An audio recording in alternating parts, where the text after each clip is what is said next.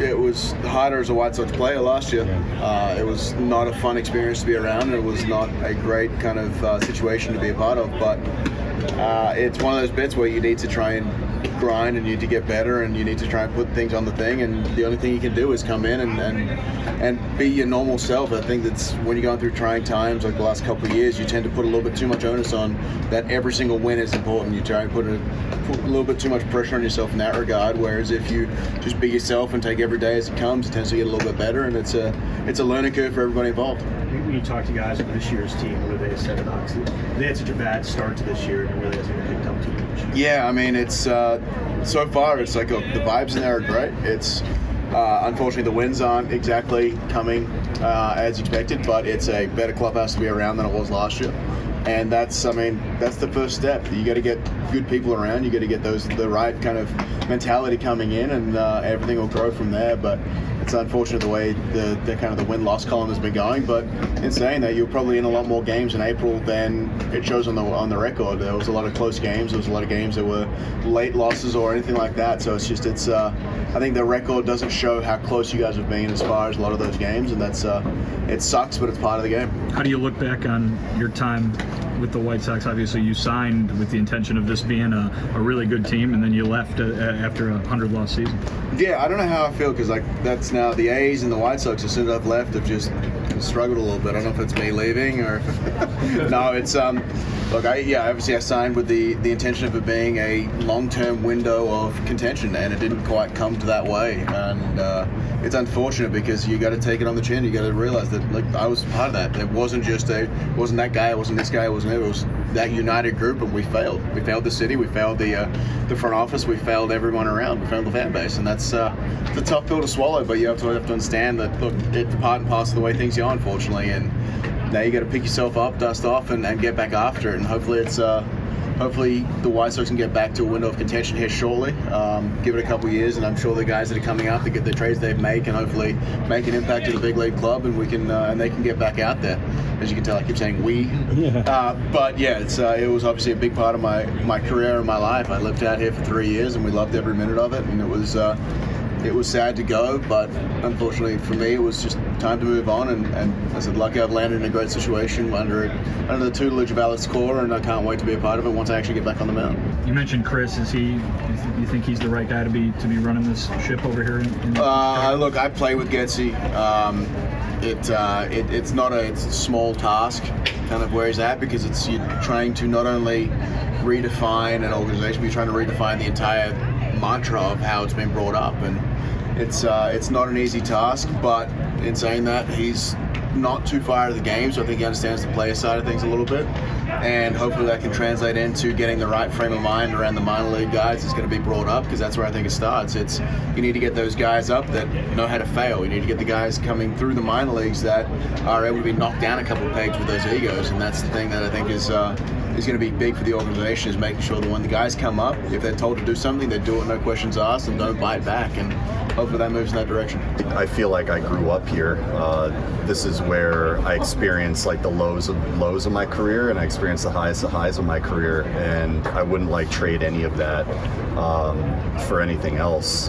I feel like I grew as a pitcher and a baseball player, but this is also where I kind of grew as a man. So I have so much love for the city. I have so much love for the White Sox organization, the opportunities they gave me. Some of my favorite memories are, I guess less about personal accomplishments and more about just the relationships I developed along the way. Before I came in to see you guys, I popped into the training room on the other side to say hi to some folks, and it just brings back a lot of memories and emotions and things like that. It feels weird being on this side after so many years, but that's part of the game, and I'm getting used to that for sure. So watching what's going on with this team from afar, what are your thoughts on that? Yeah, it's tough.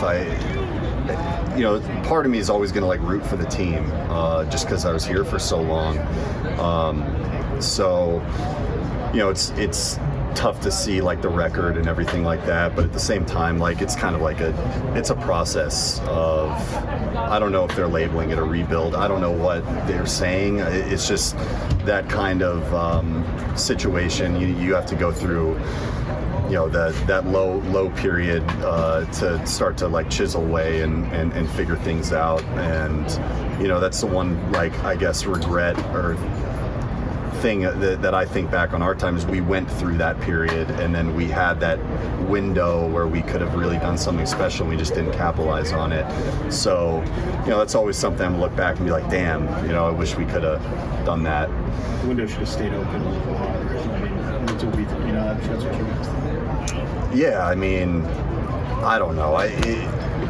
The like business side of the game, I try not to worry too much about. You know, I'm just a player, and you know, when I got moved last year, it was definitely a very emotional experience, and I learned a lot from that. I mean, I got moved, and I got moved again a month later, so it was a very interesting time. And you know, if something like that were to happen again, I think I'd be a little bit more better equipped to deal with it. There was a lot of finger pointing going on after everything fell apart last year. As you got away from it and started to, you know, think about it, were you surprised so many people didn't stand up for other people during that time? I mean, it looked like a lot of people were kind of on their own and trying to get themselves out of here. Yeah, I feel like the culture at the very end started to really, we were like trying to develop something, and it started to really kind of just like dwindle, which in my personal opinion was kind of sad to see.